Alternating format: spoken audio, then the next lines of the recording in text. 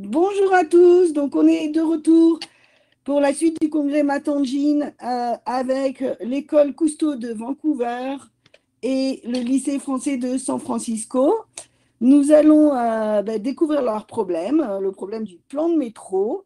Donc d'abord une présentation par Annabelle, Justin, Naomi, Clara et Laros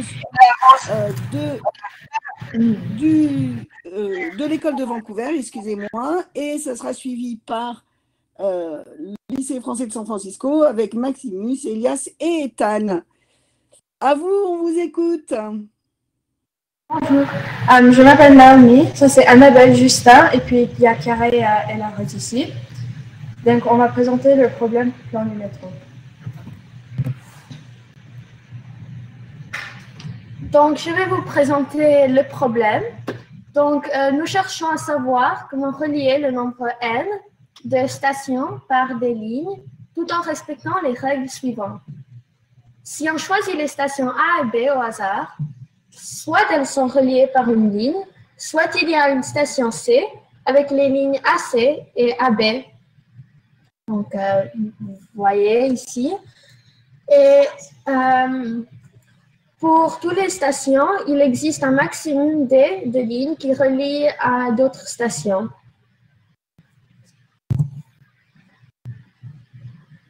Donc, problème 1. Mathilda, une élève de 6e, a trouvé un plan de métro avec n égale 12 stations et d égale 4. Saurez-vous le retrouver? Alors, pour ce problème, il faut trouver un plan de métro avec 12 stations qui arrive à relier toutes ces stations avec un maximum de 4 lignes qui partent de chaque station.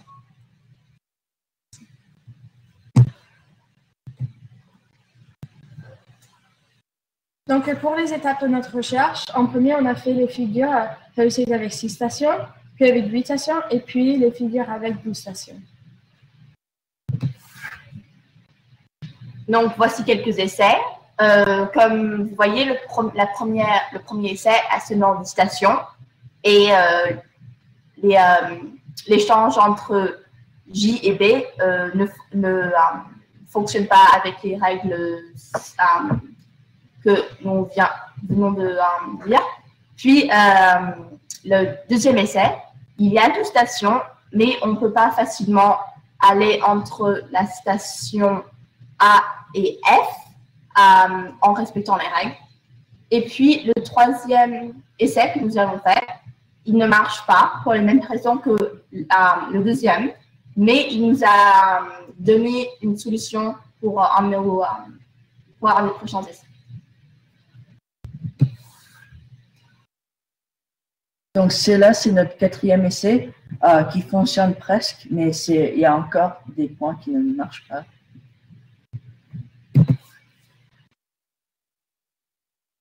Et voici notre solution.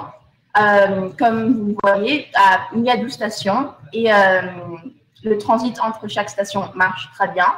Et il y a un maximum de 4 stations, lignes qui partent de chaque station.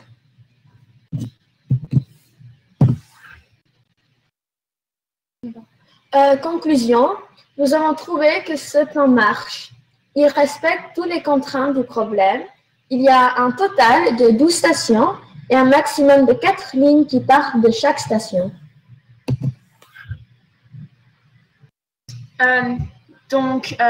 Voici le plan de métro du lycée français de San Francisco que notre équipe correspondante nous a envoyé, refaite sur GeoGebra par nous.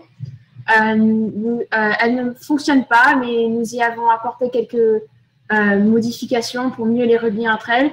Et c'est un essai qui nous a un peu aidé à avancer dans nos recherches. Problème 2. pour n égale 8 et n égale 16, quelle valeur d minimale permet de parvenir à créer un plan de métro respectant les règles? Donc, pour ce problème, il faut trouver le minimum de lignes qu'il faut, qui partent de chaque station, s'il y a 8 stations ou 16 stations.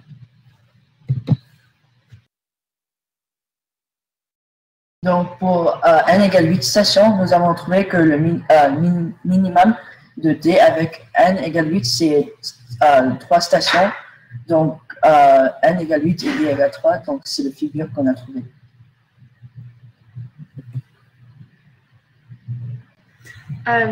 Donc, pour n égale 16 stations, nous avons trouvé que le minimum de D avec n égale 16 stations est 5.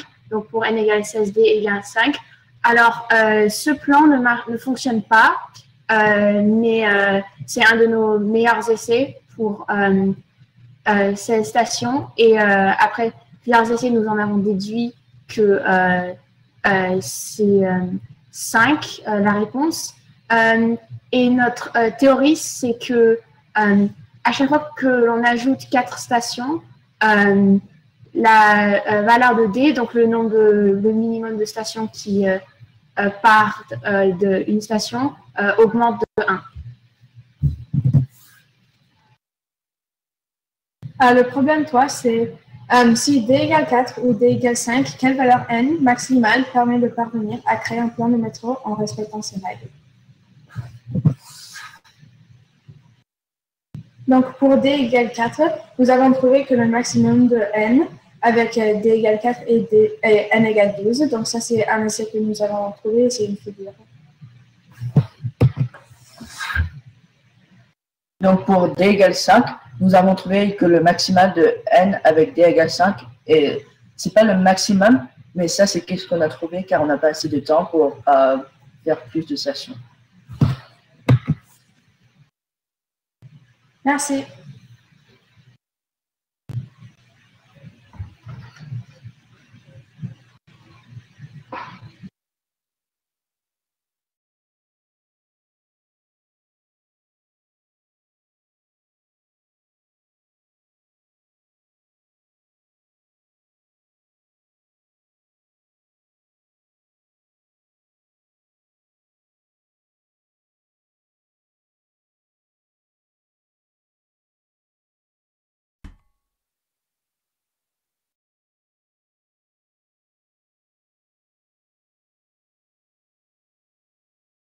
Il me semble que c'est maintenant au lycée français de San Francisco de prendre la parole et de prendre le rôle de présentateur.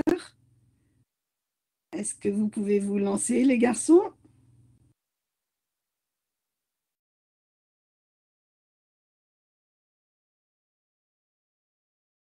C'est en cours. Voilà, on est bon. À vous. Bonjour, aujourd'hui on va vous présenter l'épreuve de math engines, le pont du métro. D'abord la question, on veut relier un nombre n de stations de métro par des lignes en respectant la règle suivante. La première règle, c'est que toutes les stations doivent être reliées avec un maximum de 2 sauts. On peut voir que dans la première image, les points A et B sont reliés avec un saut, et dans la deuxième image, les points A et B sont reliés avec 2 sauts. La deuxième règle, c'est qu'on doit noter D le plus grand nombre de lignes partant d'une station, et on cherche à trouver les relations qui existent entre N et D pour que le plan du métro puisse être créé. Donc, la démarche. Au début, on a dessiné des figures un peu au hasard sur papier pour expérimenter. Ensuite, on a commencé à utiliser le logiciel GeoGebra et on a ensuite expérimenté avec des cas plus basiques comme N nombre de stations égale 5 et D égale 2. On a observé qu'un pentagone est la forme la plus efficace en termes d'optimisation du nombre de lignes sortant des stations. En utilisant cette théorie, on a trouvé la figure N égale 8 avec D égale 3. Ensuite, on a juste un peu aléatoirement trouvé la figure qui représente N égale 12 avec D égale 4, c'est-à-dire cette figure-là.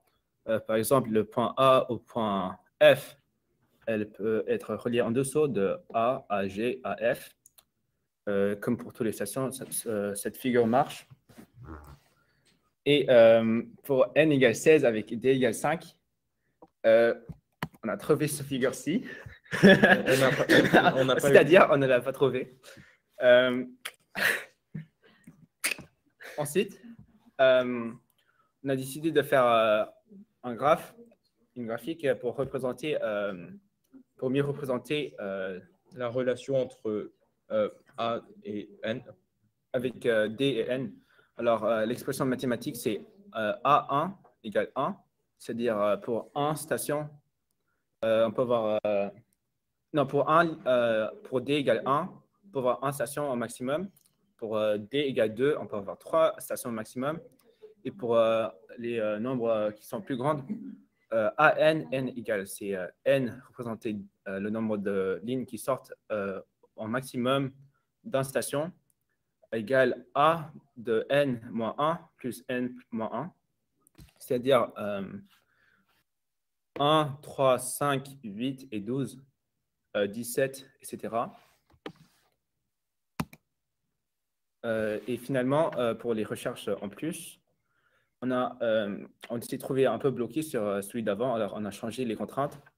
Alors, au lieu d'avoir toutes les stations qui doivent être reliées avec un minimum de 2 sauts, on a changé en 3 sauts. Alors, pour n égale 7 avec d égale 2, la figure la plus optimisée, c'est celui d'un polygone de 7 côtés. Et à partir de cela, on a trouvé ce figure-ci qui marche aussi. C'est comme celui de n égale 8 avec d égale 3. Mais cette fois, c'est avec 3 sauts.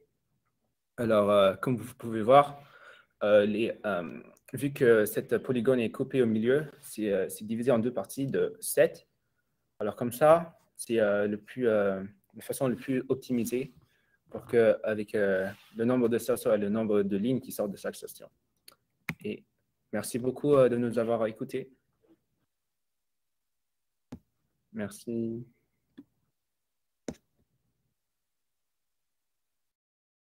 Merci à vous, à vous tous. Donc, on va revenir un tout petit peu sur vos présentations.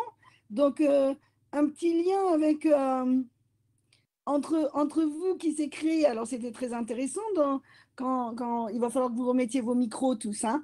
On va être dans quelque chose. Voilà. L'école de Vancouver, le groupe de Vancouver, vous avez dit à San Francisco, nos jumeaux, ils nous ont envoyé un exemple et vous l'avez repris. Expliquez-nous un peu votre échange là. Qu'est-ce qui s'est passé? Parce qu'il y avait un beau graphe, vous avez repris leur exemple et travaillé, ça vous a servi? Donc, en fait, c'est le lycée français de San Francisco qui nous ont envoyé leur figure et nous avions essayé pour reprendre cette figure et voir si on pouvait la faire marcher. Donc, on l'a quand même inclus dans notre présentation parce qu'on a travaillé sur celle-là et ça compte comme un de nos essais. Et c'est la trace de notre communication avec le lycée de San Francisco. Ben, c'est génial parce que là, vous avez vécu en direct ce que c'est que la recherche, d'accord? La recherche, ce n'est pas se chercher chacun dans son coin, c'est surtout échanger avec des gens qui cherchent un peu dans des domaines connexes ou sur le même sujet. Et les travaux des uns peuvent alimenter les travaux des autres. Et je vous félicite parce que vous avez, en reconnaissant que c'est leur exemple, vous l'avez utilisé pour vous avancer et continuer dans vos recherches. C'est l'illustration parfaite de ce qu'est la recherche, particulièrement en mathématiques. On n'avance pas tout seul, on avance toujours avec les autres. Bravo. Alors, un petit exemple, votre modélisation, le lycée de San Francisco, là je reviens sur une de vos diapos. Vous avez une modélisation avec AN égale AN-1 plus N-1. Vous l'avez trouvé comment cette relation? Vous avez fait des essais sur vos valeurs? Vous avez trouvé comment sur D'abord, cette formule?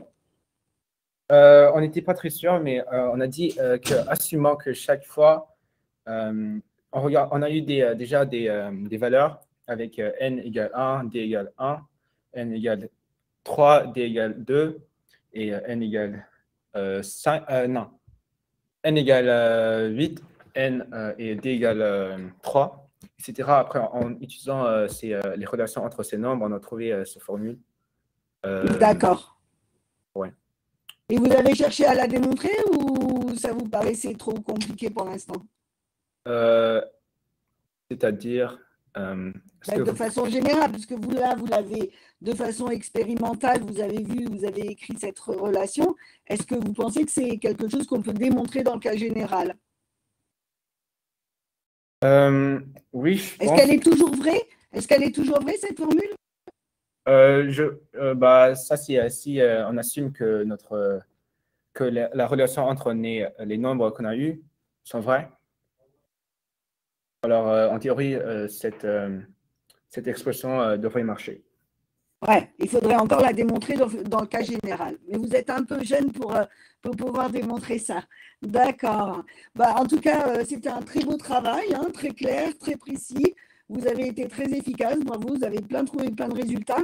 Alors, le premier petit exercice, là, le 12 stations avec 4 lignes seulement, ça vous a pris du temps à vous de le trouver?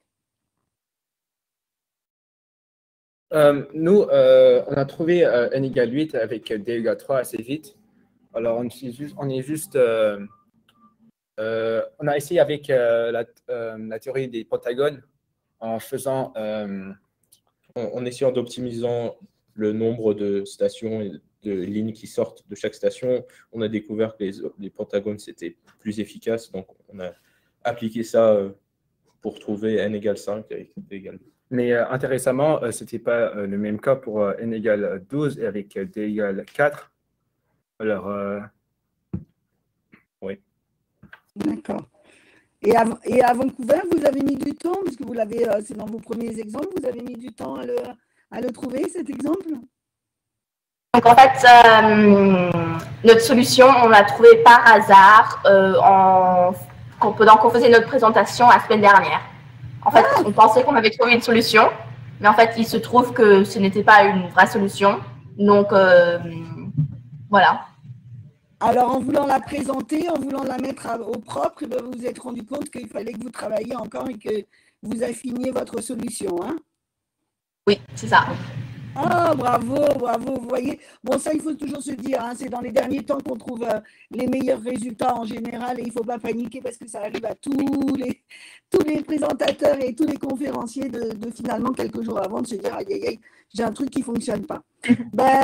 Bravo à tous, vous avez l'air d'avoir pris bien du plaisir sur ce sujet. On va vous remercier et puis vous souhaiter une bonne continuation en espérant de vous retrouver l'an prochain encore dans les ateliers Matangine parce que vous avez fait du très bon travail. Alors, n'arrêtez pas là. Merci. Merci. Merci. Au revoir. Merci, au revoir. Au revoir. Au revoir. Donc, je vais garder la parole un tout petit peu.